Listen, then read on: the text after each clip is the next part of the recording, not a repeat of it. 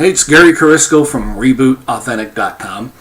Today I have a short video for you, and I wanted to make this video because I noticed recently I found myself in the same conversation with a lot of different people.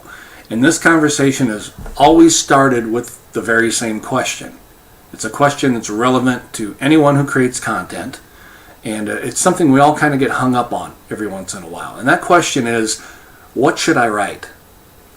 How do I continue to come up with great ideas for content that my audience is going to find relevant and useful? Like I said, we've all been there. You know, you feel like you're out of ideas, you feel stuck, it gets very confusing. One of the things I found that when things get confusing, it's best to go back to the basics. Don't try to get fancy. Go back to the basics and do the small things, the simple things right.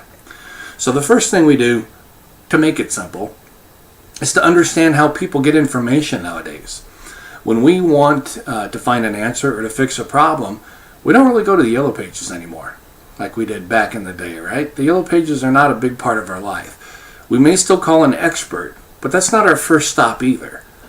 Our first stop is always Google, right?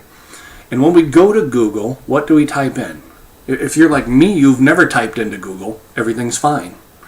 You've never typed in, I don't need anything today. Because if you don't need anything and everything's fine, you don't go to Google. We go to Google when we're looking to fill a void. When something's missing, we have a question, a complaint, a worry, a fear, a problem, a desire. There's a hole somewhere that we need to fill. That's what Google is about. So keeping that in mind, what we're going to look for here is 25 to 50, and you may find you get many more than this, 25 to 50 at a minimum, topics that would be relevant to your audience, that fall under those categories: questions, complaints, worries, fears, problems, and desires. The good news, like I said, there's no magic secret here. The good news is, a lot of it is probably in your possession right now, and you just didn't notice. First place we're going to look for this information is in your email box, your inbox. And if you've deleted stuff, go into your trash folder, unless you empty that regularly. But go look through old emails. You'll find that each email has primary conversations and secondary ones. We don't pay so much attention to secondary conversations. Go back and keep a log of the questions and complaints and comments that have been made to you in email. Email alone might net you 25 ideas, because the kind of things that people ask you about are the kind of things that are on their mind. They're all around those voids that we're talking about, right? So go back and read your emails with a different eye.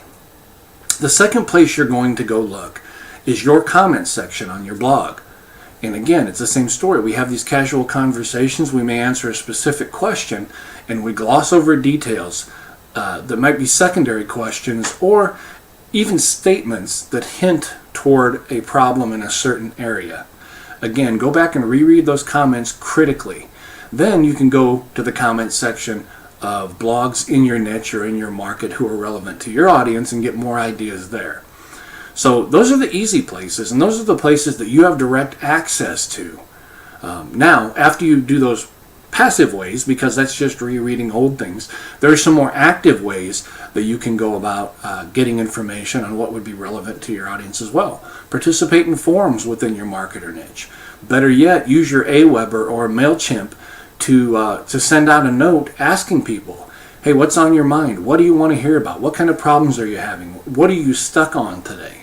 People respond to that. So you can send out an email campaign. Or if you'd prefer to do a survey, go to Google, because that's what we do, and type in free survey service. You're going to find SurveyMonkey and a few others. But you can even send out a short survey asking those same questions. What are you stuck on? What do you need help with? What kinds of things do you have questions about? People do respond to that sort of thing. So again, look, we're trying to fill a void. That's what people want to read about, is the void. Questions, complaints, worries, fears, desires, problems. And most of those are living in your inbox and in your comment section. So go mine those. Now, if you've got a copywriting blog, for instance, and your audience is Googling things like how to write great headlines, you create content titled How to Create Great Headlines That Get Attention, right? If you have a sales blog, I can promise you your audience is out there Googling, how do I find more prospects? So you can create content that's titled The Best Way to Generate More Prospects. Very common sense stuff, very simple. So you get the idea. The important thing is that you're answering the kind of questions that they have, filling the kind of voids that they want to fill. So go back to that, go back to your email box, go back to your comments and look at them differently and start making that list. So I'll bet you come up with a lot more ideas than you thought you would. I hope you found this helpful. And if you'd like to get an update every time I publish more content and you're watching this on YouTube, go to rebootauthentic.com/YouTube. And if you're on my blog, there should be a form right over there somewhere where you can sign up and join us, and there may even be a free download in it for you. So, again, I hope you found this useful. Until next time, I'm Gary Carisco. See you soon.